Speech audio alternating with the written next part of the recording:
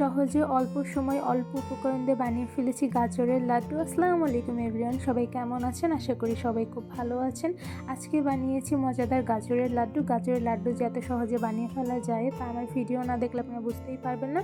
তো আজকে গাজরের লাড্ডুটি কীভাবে বানিয়েছি তাই আপনাদের সঙ্গে শেয়ার করব। তো দেরি কিসে, চলুন ফুল ভিডিওটি দেখে নেওয়া যাক।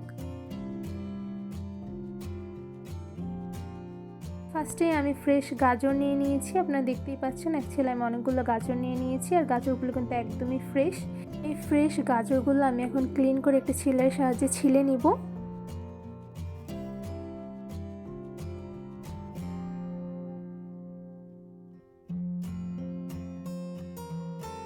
আমি সবগুলো গাজর একটি স্লার দিয়ে ছুলে দেন ক্লিন করে নিয়েছি। আপনারা দেখতেই পাচ্ছেন যে গাজরগুলো এখন একদমই ফ্রেশ আর খুব ভালোভাবে আমি ক্লিন করে নিয়েছি। এখন আমি সবগুলো গাজর একটি গ্রেটারের সাহায্যে গ্রেট করে নিব। তো আমি একটি গ্রেটার নিয়ে নিয়েছি, এখন এই গ্রেটারের সাহায্যে আমি গাজরগুলো গ্রেট করে নিব। তো আমি একটি গাজর নিয়ে নিয়েছি, এখন আমি গাজরগুলো আস্তে আস্তে গ্রেট করে নিব।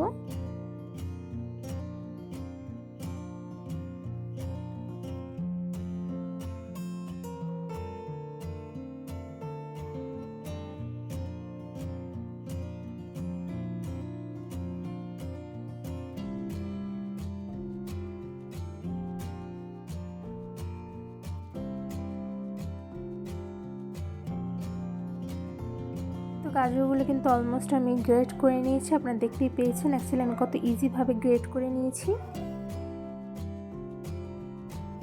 এই তো আমি সবগুলো গাজর কিন্তু গ্রেটার দিয়ে ভালোভাবে গ্রেট করে নিয়েছি। আপনারা চাইলে কিন্তু গাজরগুলো বটি বা ছুরির সাহায্যে কুচি করে নিতে পারেন।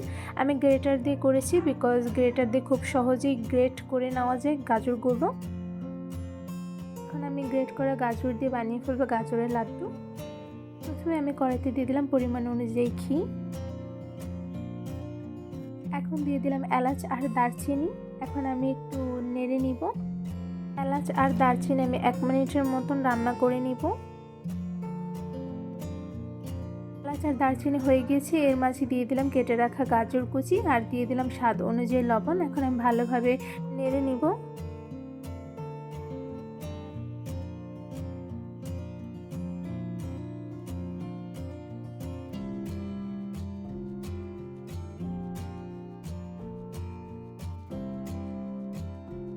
আমার ভালোভাবে নেড়ে নেওয়া শেষ।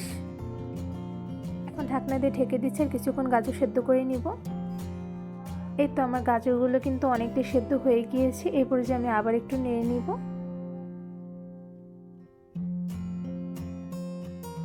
ভালোভাবে নেড়ে নেওয়া শেষ। এখন আমি গাজরের মধ্যে দিয়ে দেবো পরিমাণ অনুযায়ী চিনি। আমি এখানে অল্প পরিমাণে চিনি দিয়েছি, আপনারা আপনাদের স্বাদ অনুযায়ী দিয়ে দিবেন।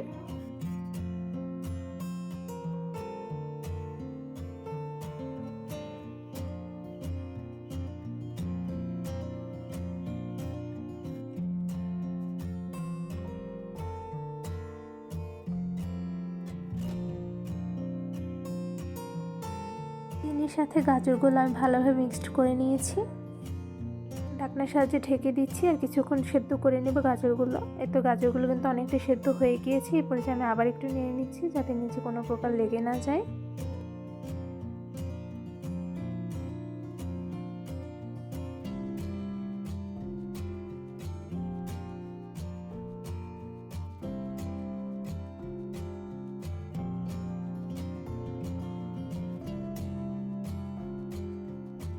আমার ভালোভাবে নেড়ে নেওয়া শেষ। এখন আমি গাজরগুলো আবার একটু ঢেকে দেবো, কারণ গাজরগুলো আর কিছুক্ষণ রান্না করে নিব। এই তো গাজরগুলো অনেকটা সেদ্ধ হয়ে গিয়েছে। এরপর যে আমি আবার একটু নেড়ে নিচ্ছি।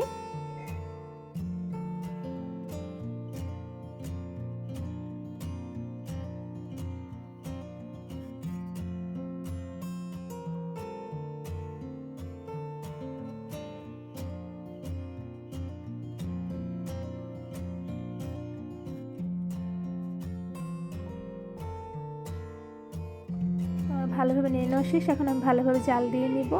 এই পর্যায়ে আমি আবার একটু নেড়ে নিচ্ছি। আপনারা দেখতেই পাচ্ছেন যে গাজরটা অনেকটাই হয়ে গিয়েছে। এখন আমি গাজরের মধ্যে দিয়ে দিলাম গুঁড়া দুধ। আমি এখানে পরিমাণ অনুযায়ী গুঁড়া দুধ দিয়ে দিয়েছি। এখন আমি ভালোভাবে নেড়ে নিব যাতে গুঁড়া দুধের সাথে গাজরটি মিক্সড হয়ে যায়।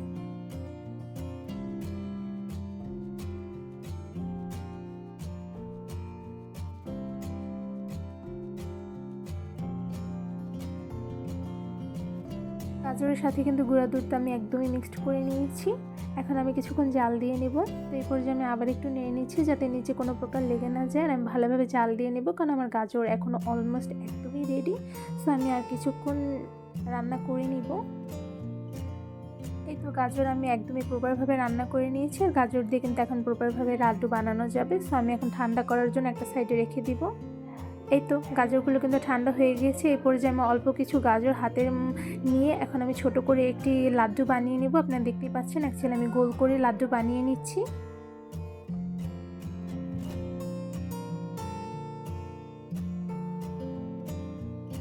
এই তো আমার লাড্ডু কিন্তু বানিয়ে নেওয়া শেষ। দেখতেই পাচ্ছেন যে আমি খুব ইজিলি লাড্ডু বানিয়ে ফেলেছি। এখন আমি সবগুলো গাজর দিয়ে আমি এভাবে সেম প্রসেসে লাড্ডু বানিয়ে নিব। তো সবগুলো গাজরের লাড্ডু বানিয়ে ফেলেছি। আপনারা দেখতেই পেয়েছেন অ্যাকচুয়ালি আমি কত ইজিভাবে গাজরের লাড্ডুগুলো বানিয়ে ফেলেছি। আমার এই মজাদার গাজরের লাড্ডু রেসিপিটি আপনাদের কাছে কেমন লেগেছে অবশ্যই আমাকে কমেন্ট করে জানাবেন। যদি গাজরের লাড্ডু রেসিপিটি ভালো লেগে থাকে অবশ্যই আমার চ্যানেলটি সাবস্ক্রাইব করে দেবেন। লাইক কমেন্ট শেয়ার করতে কিন্তু একদমই ভুলবেন না। আজকে এ পর্যন্তই, দেখাবো অন্য কোনো ভিডিওর মাধ্যমে। সবাই সুস্থ থাকবেন, ভালো থাকবেন। আল্লাহ হাফেজ।